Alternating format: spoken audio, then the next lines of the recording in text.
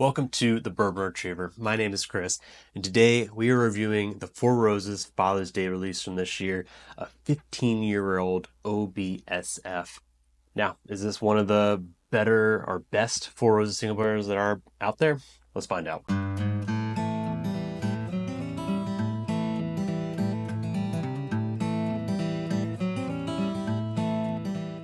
So for the last couple years, at least the last 2 years, they might have done it more. Four Roses has released some special single barrels on Father's Day, which I guess coincidentally, I think that's the right word, lines up with National Bourbon Day. So a lot of distillers in the Kentucky area do special releases on that weekend. Last year they released a 16-year-old OESV. I think I wrote it down. Let me double check. It was an OESV 16-year-old. They were tier sixes and they only had about 15 barrels released. Whereas this year it was the OBSF. These were tier two and threes instead of the tier sixes. But they did double the release. This was a 34 barrel release.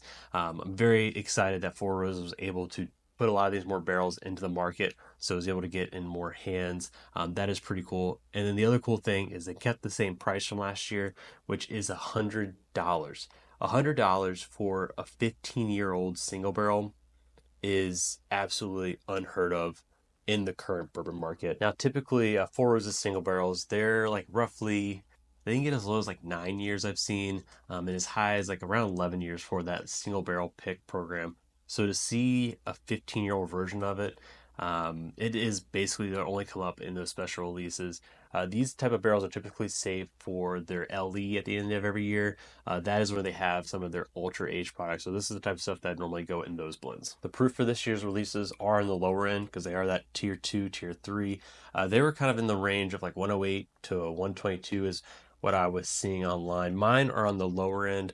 Mine are both at I think 108, 109 is kind of where mine is, which I'm actually okay with, to be honest. I am preferring lower proof whiskey these days. A lot of times I feel like when I have higher proof whiskey, it's just more burn than flavor. Now, the great barrel proof stuff is where it gives you more flavor, but I feel like a lot of times these brands are more chasing the stats and not really the taste.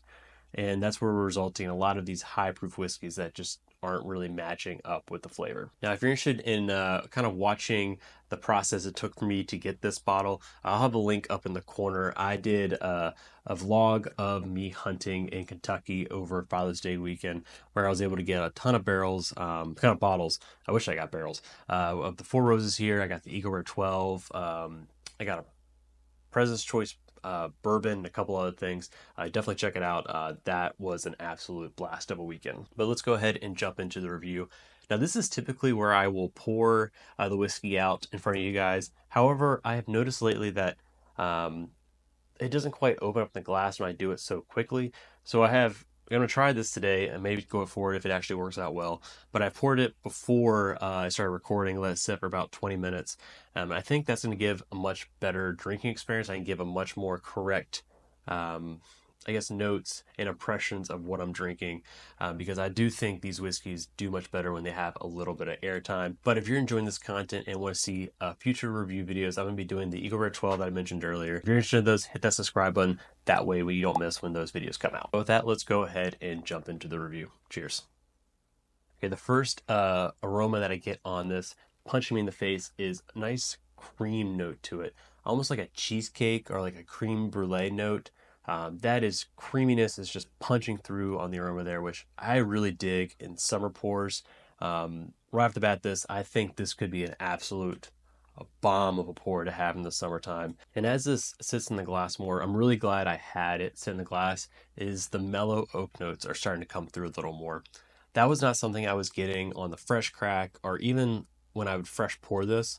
After sitting here a little time, a lot of those like richer oak notes are coming through. It's not a bitter oak, it's not a dark oak. It's more of just like a mellow background note, which I am actually digging more in the pours in the future. Or lately, I mean, not in the future. Well, maybe in the future too, but lately I've been digging much more of those more subtle oak notes kind of in the background. I'm trying to pinpoint the sweetness on this. I can't really pick what fruit I'm getting. It's not a citrus. I don't think it's something bright and zesty like that. At the same time, it's not like a deep molded fruit like a jam you'd get. I'm struggling though on the fruit on this one. There is like a nice little sweetness to it. Yeah, I'm still struggling to pick out that fruit sweetness on it, but it is an overly sweet drink. But that cream note I was talking about earlier is the most prominent note with a little bit of like kind of a mellow oak in the background. But let's go ahead and jump into the palate. Yeah, that is very light and vibrant on the palate there. Like it reminds me a lot of like a Capri Sun, getting a nice like bit of sweetness there. Yeah, that to me, I'm starting to get the fruit note a little bit on this. I'm gonna say it's like a bright cherry, like fresh, ripe fruit cherry, right off the tree. You picked it yourself. It has not been sitting at a grocery store or anything like that. That is the nice fruit note I'm getting on this. Very crisp, very light though. And like I was saying earlier, I think this is a very crushable bottle to have in the summertime because it's so crisp and refreshing. I think refreshing might be the best adjective for what this is because there's nothing offensive about it at all. The ethanol is not blowing up on the back end. There isn't like an overly like bitterness to it either. That's just non-existent. You get oftentimes will get that like in over oak products, but this is just nice, crisp. Overall, it's just not an offensive pour at all. But the tasting notes on this bottle here for the OBSF, let's see what it says for us. It says we are supposed to be getting mint, fruity, spice, and full body. I wasn't picking up any mint or full body. I would not call this a full bodied whiskey. The fruit is definitely coming through.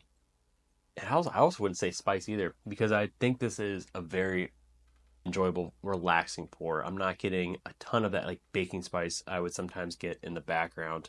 But let's go ahead. I'm gonna jump back into it and see if I'm picking up any of those things. Maybe if I'm searching, I can get like a spearmint at the end. It's kind of mixed up with that baking spice I was talking about, but like I don't know. It's not something that's jumping off to me. It's more of like something I'm more searching now that I'm kind of reading the notes. Now that I have been drinking this a little bit in the review, the oak notes are starting to dissipate a little bit.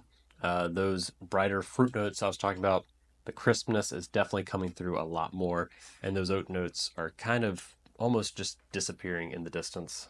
All right, so for my final thoughts on this bottle here, should you buy it? Should you pass? Should you get a bar pour? Buying it is going to be very difficult now because this was a one-time release just on Father's Day. You cannot get in anymore. They released roughly like 4,000, I think, or so bottles by my estimation. So there was a decent amount in the market. However, the store, the Forest Distillery, is no longer selling it. So you're only going to be able to get these at secondary type stores. Similarly, I don't think these really went to restaurants, so I don't think you're going to be able to find them at bars. I'm pretty sure it was only released at the distillery. But for those of you who are able to get this at the distillery for the $100, is this bottle worth it? That time and energy it took you to get there? I'm going to say yes, because I think this is a good Four Roses single barrel.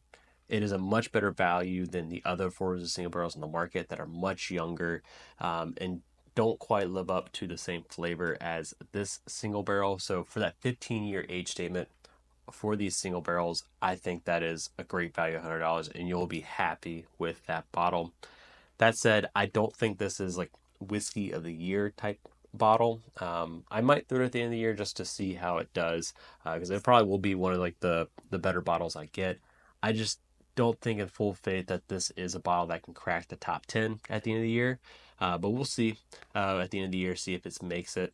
Typically, I don't include single barrels, but this is a big enough release that I think I included because there was like 4,000 of these in the market. So now one caveat I will say with my review is that these are all single barrels.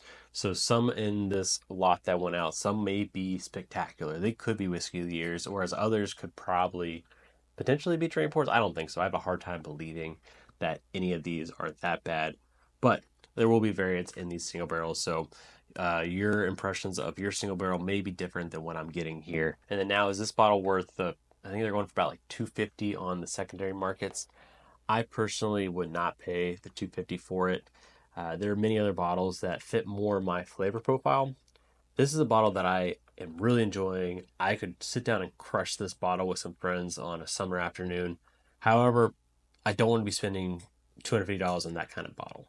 I'd much rather be spending that kind of money on more oak forward products. Something that is a little more complex, more going on, longer finish. Those are the type of bottles I would probably be focusing my money on instead. But I don't want that to take away for how much I am enjoying this bottle, and for the $100, how much I'm enjoying it, having it in my collection and drinking it. Because this is a great pour that I am going to enjoy with friends. This is 100% a pour that I could pour a heavy 2-ounce pour in my rocks glass, sit outside of the porch, and just relax. It is that kind of pour. It is really enjoyable. But if you're enjoying this content, before you head out, hit the subscribe button. That way you don't miss any of my future videos. And if you're enjoying this content, check out this video here. And until next time, cheers.